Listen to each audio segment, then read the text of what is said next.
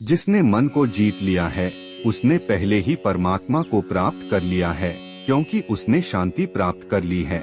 ऐसे मनुष्य के लिए सुख दुख, सर्दी गर्मी और मान अपमान एक से हैं। जो दान कर्तव्य समझकर बिना किसी संकोच के किसी जरूरतमंद व्यक्ति को दिया जाए वह सात्विक माना जाता है। ईश्वर, ब्राह्मणों, गुरु, माता पिता जैसे गुरुजनों की पूजा करना तथा पवित्रता, सरलता, ब्रह्मचर्य और अहिंसा ही शारीरिक तपस्या है। भगवत गीता के अनुसार नरक के 3 द्वार होते हैं: वासना, क्रोध और लालच। भविष्य का दूसरा नाम है संघर्ष। हे अर्जुन, परमेश्वर प्रत्येक जीव के हृदय में स्थित है। हे अर्जुन, जो बहुत खाता है या कम खाता है, जो ज्यादा सोता है या कम सोता है, वह कभी भी योगी नहीं बन सकता। जो मुझे सब जगह देखता है और सब कुछ मुझ में देखता है, उसके लिए न तो मैं कभी अदृश्य होता हूँ और न वह मेरे लिए अदृश्य होता है। मैं हर जीव के हृदय में परमात्मा स्वरूप स्थित हूँ।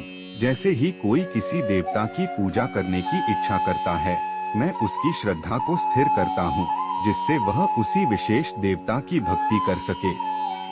जो महापुरुष मन की सब इच्छाओं को त्याग देता है और अपने आप ही में प्रसन्न रहता है, उसको निश्चल बुद्धि कहते हैं। जो विद्वान होते हैं वो न तो जीवन के लिए और न ही मृत के लिए शोक करते हैं। हे अर्जुन, जो जीवन के मूल्य को जानता हो, इससे उच्चलोक की नहीं अपितु अपयश प्राप्ति होती है। जीवन ना तो भविष्य में है ना अतीत में, जीवन तो इस क्षण में है। खुद को जीवन के योग्य बनाना ही सफलता और सुख का एकमात्र मार्ग है। हे अर्जुन, जो पुरुष सुख तथा दुख में विचलित नहीं होता और इन दोनों में संभाव रहता है, वह निश्चित रूप से मुक्ति के योग्य है। जिस प्रकार मनुष्य पुराने कपड़ों को त्याग कर नए कपड़े धारण करता है, उसी प्रकार आत्मा पुराने तथा व्यर्थ के शरीरों को त्याग कर नया भौतिक शरीर धारण करता है।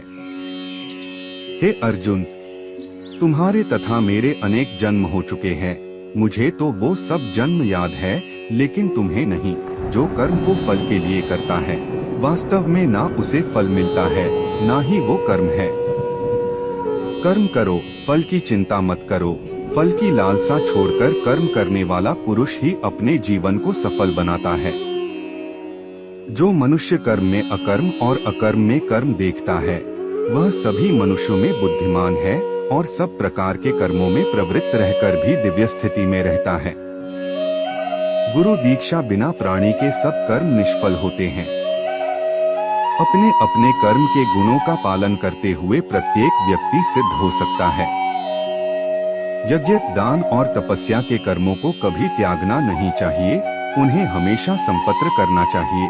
हे अर्जुन, जो बुद्धि धर्म तथा अधर्म, करणीय तथा अकरणीय कर्म में भेद नहीं कर पाती, वह राजा के योग्य है। जो पुरुष न तो कर्मफल की इच्छा करता है और न कर्मफलों से घृणा करता है, वह सन्यासी जाना जाता है।